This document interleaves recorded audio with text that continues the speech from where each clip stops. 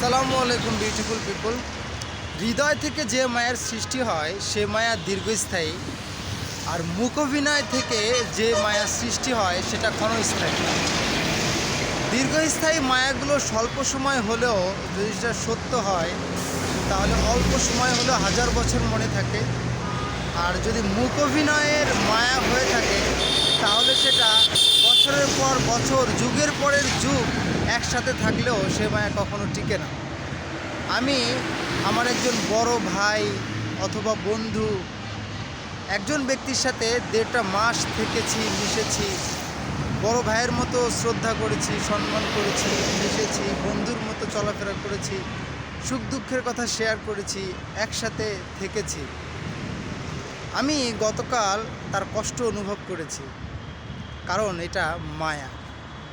আর যুগের পর যুগ, বছরের পর বছর একসাথে থেকেও যারা মুখ অভিনয় দেখানোর পরে ছেড়ে চলে যায় সেটা কখনো মায়া হয় না, সেটা হয় প্রতারণা।